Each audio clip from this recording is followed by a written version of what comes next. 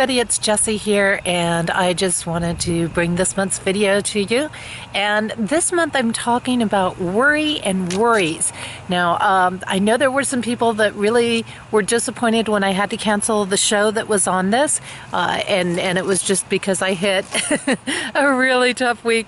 So I promised people I would do my monthly video on this particular topic, just to kind of make up for it, if you will, on things. And so I wanted to look at the codes of this, and this is a big thing because lately, and I'm sorry we have these little mosquito thingies here, but I really wanted to take a look this month at the codes of this because there have been so many people that have been dealing with worry and worries and anxiety lately, and feeling the stress and the pressure, and feeling kind of really down, like they're they're feeling like they're not getting the hope or the inspiration that they're wanting to have right now. And so worry and worries actually give us some really great insight and some really great understanding about what's going on in our lives and in the world at whole when we have this going on, especially when we start to see things as a big collective aspect of this happening. So when we look at these particular components, what we find is that we're dealing with a couple of things. We're dealing a lot with the spiritual material conflict pattern, and we're also dealing a lot with the responsibility pattern in codes. Now, what this is indicating to us is once we get to that point of being in that space where we're worrying about things, where we're concerned about things, and our thoughts are constantly about, oh my gosh, I don't know how to take care of this, I don't know how to do this, I'm really concerned about what's happening here, so on and so forth. And what that's telling us is, hey, you're out of balance right now. Maybe you're working too much, maybe you're putting, too much concern on material things, basically. Now, there's a very split thing here, because when we talk about finding these aspects, what happens is that the responsibility pattern is a big one, because it's talking about not just responsibility in our finances, but it's talking about our responsibilities as an individual to the earth, to the life that we're leading. And are we really leading something that is, say, very purpose-driven or has more meaning to it? Or are we living in a way that all we're concerned about is what are we going to eat that night? Is the next when's the next show of whatever favorite series on, or things like this. And what this comes down to is the difference between living horizontally and living vertically, or living and experiencing life in a vertical manner.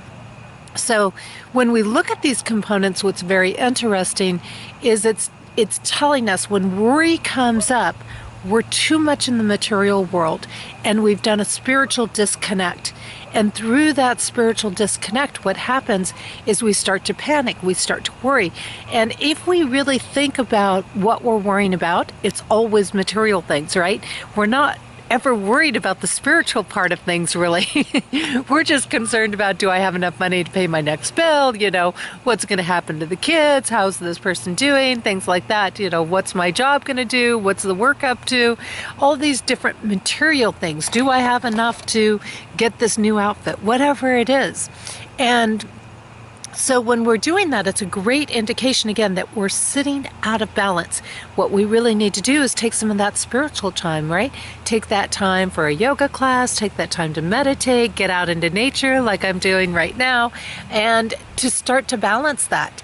And it's very interesting how the worries will subside when we turn our attention towards spirit, or when we turn our attention towards purpose. And if we stop worrying about, oh my gosh, what's this next show going to be, and we start concerning ourselves more with people than machines and technology and the text message that we're getting, none of those things are as important as the experience of the moment. And this is where we come into some of the philosophies of being in the world but not of it, type of aspects that are going on. So the vertical living, what it does is it actually creates a personal portal between you and the divine. And so here again, the vertical living comes through things like compassion, showing love, relationships, partnerships, people connection, unifying, bringing together the different varied aspects of yourself, working with people who are a variety of different people and not just one specific type. It's bringing together all these aspects, and it's letting go and saying, okay, it's more important for me to honor this time, say, of the autumn equinox than it is for me to be on the computer today. And that's exactly what I'm doing, is taking some time to honor this incredible autumn equinox that we're having. We're just starting to see things turn here. You can't see a lot of it in my picture, but other areas around town, we're starting to see the leaves and things shift here. So it's really exciting on that avenue. So this is what worries really come down to.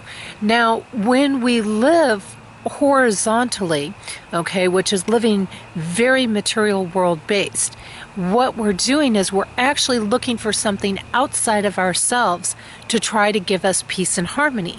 But the irony in that is that we're not going to find that outside of ourselves. We're only going to find that inside of ourselves when we get vertical. And vertical is about being in the world but not of it. So what do we mean by that? When we have that vertical experience, what we're really doing is we're through that personal portal creating the energy vibration that will help bring us luck and help bring balance and restore ourself, our natural true state back to us. So it's a very, very powerful place to be. So this living vertical aspect, again, is about stopping and pausing and getting in the moment and saying, you know what, doesn't matter what's happening, doesn't matter all these extraneous things. What matters is, am I connected? Am I making that divine connection? Or am I really worried about, is that piece of jewelry still going to be in the store tomorrow? No, I'm not worried about those things. And this earth is incredible for us to enjoy, but if we're not taking care of it, if we're not acting responsibly, if we're not living vertically in it, which means being without all of that greed and that worry and anxiety, if we're not getting the peace from within ourselves, and it's there to unify with us and help us find that peace within ourselves, if we're not doing those things, the earth is going to be falling apart. It is falling apart. And this is why we're seeing so many things come up around the world in world events and natural disasters and all these things that are about responsibilities, because we need to get there. And those different pieces, when we bring this together, if we're not operating responsibly, we trigger our worry patterns. So there's some aspects. And if we're too weighed down by our obligations and responsibilities, which is another piece of responsibility coding, if we're too weighed down by it, maybe we're carrying too much burden, maybe we're carrying too many expenses, maybe we need to simplify a little bit. Again, get off of some of the heavy-duty technology. We don't all need $200-300 cell phone plans, for example, okay? You can live very well without one. You can, have your cell phone maybe, but have a cheaper plan. These types of things. So these are the aspects of responsibility, and really looking at where are my commitments, where are my obligations, and what are the true commitments or obligation, and that's to our soulful self, and that is to being one. That is to unifying. So there's great illusions that come about, as you can see in this pattern. And I really hope this helps you when you start to have those worries and anxieties, because it's really just a big illusion. It's a big illusion that something outside of you is going to make you happy, and it's not.